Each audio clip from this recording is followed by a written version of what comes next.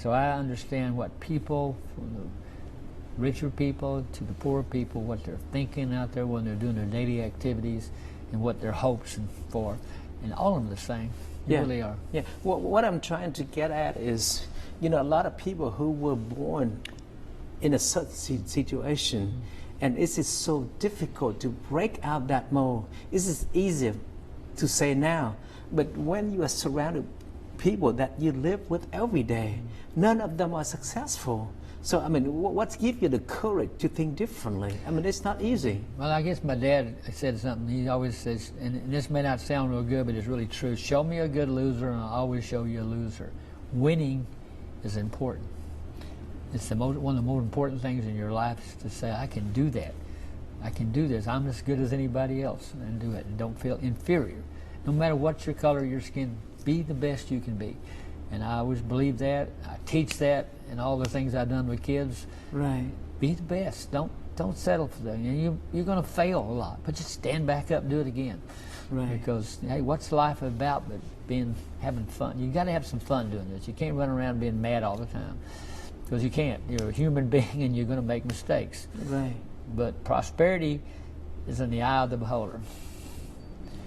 Some people can inherit millions of dollars and be miserable, and somebody can live on $25,000 a year and be happy. And one thing is, I've always enjoyed happiness and doing things and learning things. What is your definitions of happiness? Happiness is the ability when you get up in the morning. I always say this thing: today is the first day of the rest of my life. I'm going to enjoy it. So it's a decision. Yeah. You make the decision to be happy. Yeah. If you're not happy, so you don't put conditions on happiness.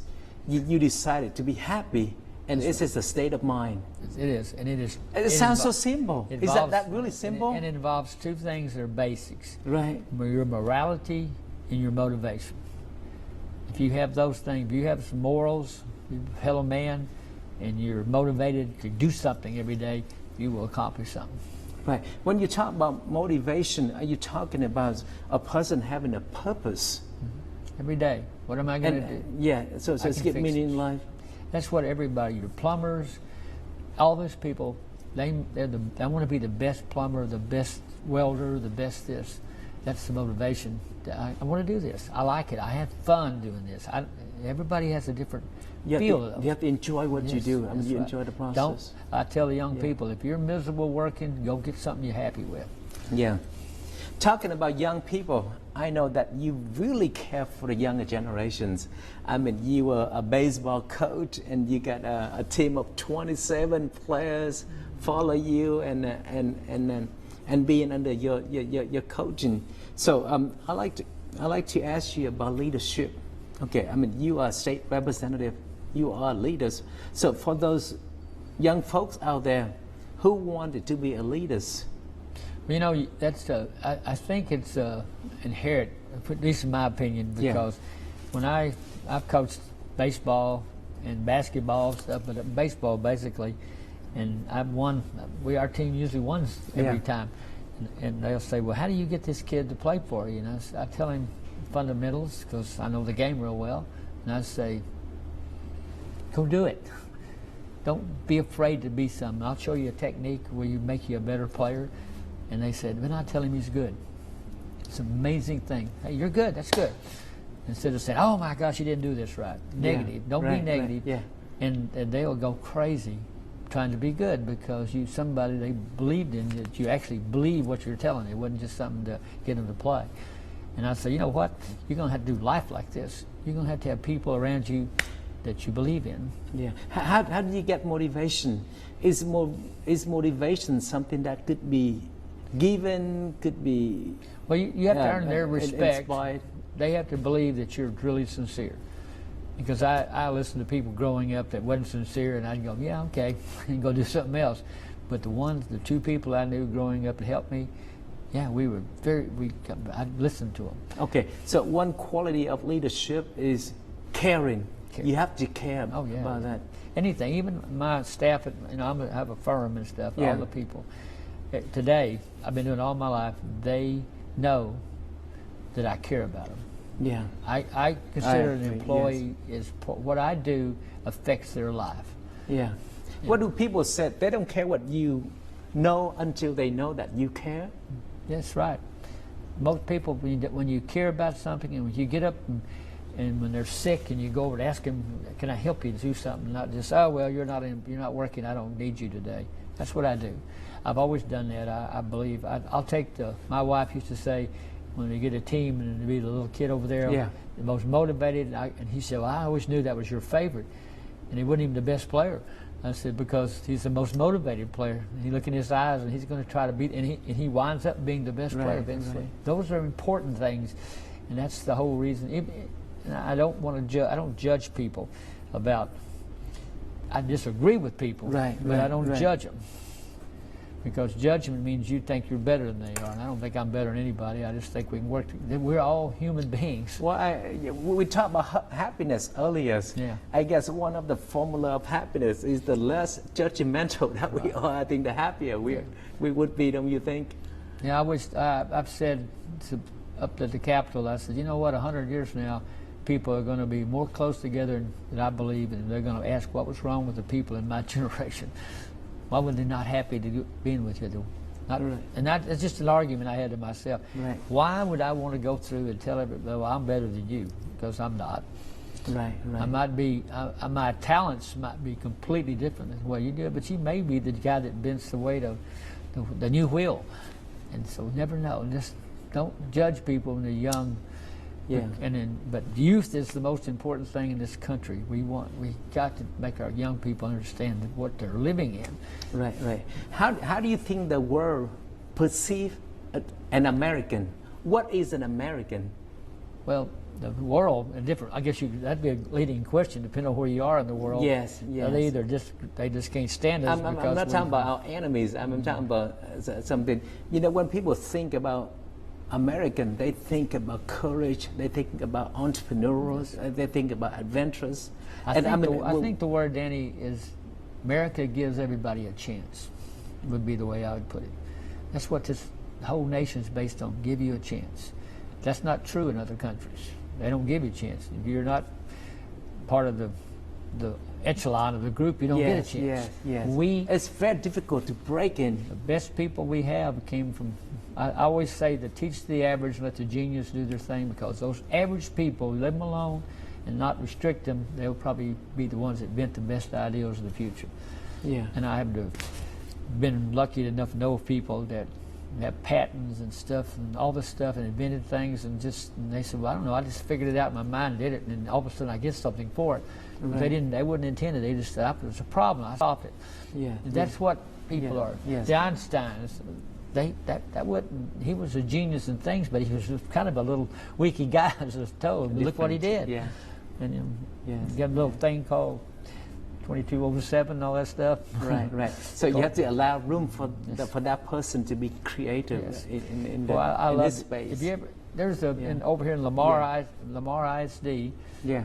It was an amazing story. They've already figured out how to way to make food out of water and fish, swimming in the water and fertilizing the plants, and they can make lettuce and stuff within 3 weeks or something. Yeah.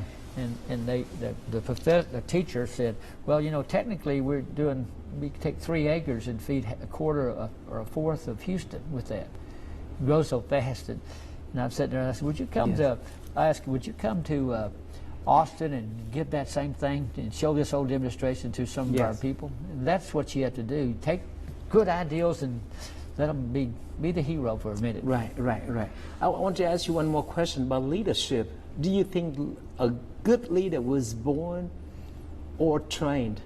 Can leadership be taught? I'm talking about effective leadership. Well, there's all kinds of people. There's too much teaching, but you have to have certain fundamentals how to do this. And I think a lot of them are just, this sounds like an old broken record. Mostly you just want to. You have to want to do this. The desire, yes. Yeah. You don't have leadership is the ability to take. Well, I'll put it away. The managing partner when I was with a national firm said it. Surround yourself with people smarter than you, and you'll be considered a genius.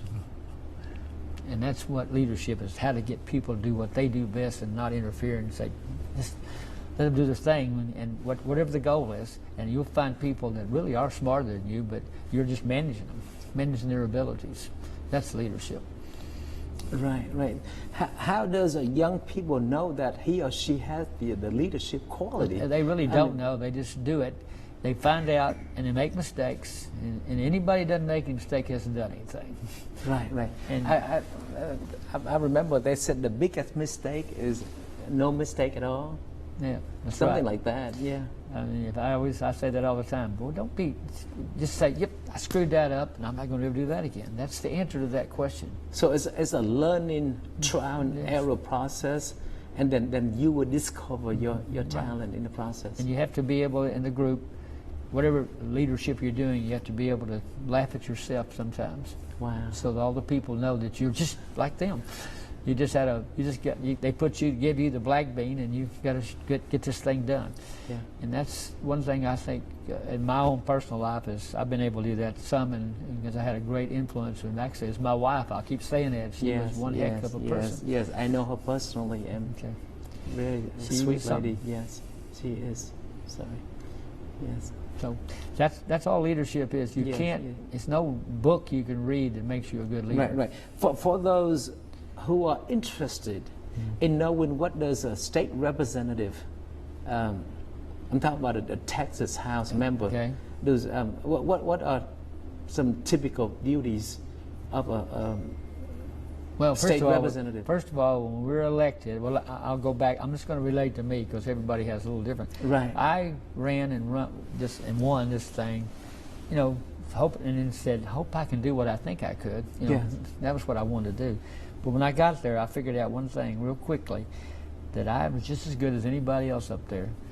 But they had more experience in doing this project. But I said, I can do it. And then I said, what's my skills? What's my best things? And I mean, I'm not a doctor, so I didn't want to. I had to go with the doctors and say they get a bill, and I'll say, okay, tell me what this thing does. Right. And don't try to be the hero and know everything, because you don't. You know nothing if you know. Right. But what I've came up with is, I wanted to make sure my district in the state of Texas, when I leave, Texas is better than when I got there. That was my whole goal. It still is. I want to do that. I want to fix a couple of things that are really, I think, are just to the citizens of this state are very bad. Yeah. And they need to be fixed, and you can fix them easy. But it's tough to get it through the legislation because everybody disagrees. That's why you put 150 legislators up there and 31 senators and a governor, lieutenant governor, and a governor, and you try to influence people. It's really that simple. You got to say, look, tell me how come this is a bad idea. That's how it starts on the drawing board. It's just like the guys. But then eventually you say, hey, that'll work and that'll work. And pretty soon you get what they call a bill, and then you hope. Then you got to go sell that bill to a majority of both things to do it. Right. And hopefully you get it done.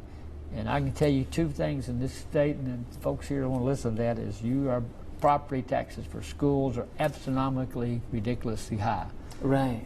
And I can fix that, but we can fix it together if we'll just figure it out, get all the pieces together, because in Texas our main income is from sales tax, from selling things, consumption tax. But only 41% of everything we consume has that tax on it. 59% does not have any tax, zero. And that's from the controller's report. It's over $43 billion a year. There's not a tax on it. I'd like to and the biggest single property tax is your school taxes. Yeah. Biggest. 50-some% of all your taxes you pay are that. I'd like to cherry pick about 24 or 25 billion of this and expand the base of the sales tax and put that into schools and get you keep your property tax money, which is about a 15 or 25 to 1 ratio. Right, right. And you'll enjoy that. If you want to take that savings and go Las Vegas, if you want to take your kid to school, or if you want to go to vouchers and all that stuff, it'll work. And unit cost goes way down. And coach, that's talking technical, but unit cost is what businesses are run on, and we don't do that very good in the government. Right, right, right. Okay. And that's my argument. Yeah, and I'm going to try to do that. I'm going to try to sell that. I'm working on it right now. And there's another one too that's real big, and it's.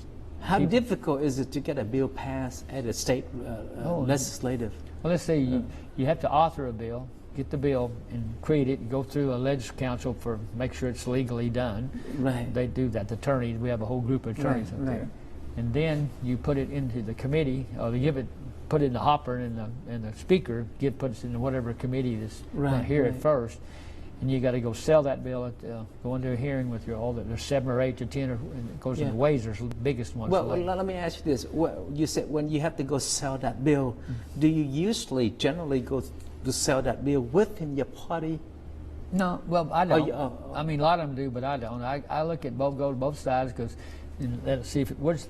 And we have you get friends up there, and you say, okay, look at this and see what would you do if it was your bill and you were handing it to me. That's one I always think that's a good idea. And you go talk to people, your other reps, both parties. Right. And then you go to the Senate side, which is a little harder. There must be somebody on the floor that believe and share common interests with what you're But you trying get to that do with trust of each other. It really is. That's trust, how you do that. You sit there, you may disagree completely how you do that. Principle, core values. But you know, so is it possible? Yes, it is possible that you're not compromising your principle. Right. But to work with the other side. And I personally won't compromise basic principles. I don't think anybody should. Right. That's what's in the heart. And so is that the core problem in Congress right now? In federal Congress, it is. Yeah. Well, I'll tell you that to me the difference is in the House of Representatives in Texas, and the Senate too. We go into the meeting every time at 10 o'clock in the morning, and we do the prayer and stuff, and then we talk. And some of the people doing bills, we go around and talk to each other in the room. Right. Then we go to committees. But in the federal Congress, they hardly ever go on the floor together. They go to committees all the time. So you're talking about like this person is arguing about the Democrat. They're over arguing on the floor. So they never get to know each other. There's a lot more people. It's 435 to 150. But still, I mean, how could you work with each other without? Sometimes I know that we are conservative. We have our principle, but I think sometimes Americans, I mean, these people are your fellow Americans. There must be some common grounds. The fact that both parties, they place the safety, the security of our nations above the interests. So there must be some common ground, don't you think? Yeah, we're Americans. And I didn't dream up all these things. Some of the stuff came up from other bills. I said, that might work. And they did the same thing. And they each one of them are different in their own thinking. But if they think you're trying to con them, is the best way to say it, you won't get anything. Yes. But if you go in there and say, tell me why you wouldn't vote for this bill if we got it on the floor. Right. That's the big thing. Right. And I just believe that. And sometimes you're disappointed. And then you look at, sometimes I'm just passionate about a bill. And guess what? After I heard people say, this really isn't a good thing. Because it's what you do. That's why there's 150 representatives in Texas and 435 in the federal Congress and 100 senators in the federal and 31 in the Senate and a governor, and we have a president and all that stuff. So when it gets to the president, he gets to go yay or nay, the final decision maker, or the governor. I have always been interested in listening to you. I mean, you have, I really enjoy your wisdom. And I think our time is up, but I want to thank you so much for your service, your dedication to the community, and I wish you a lot of health and to continue on to carry the people interests.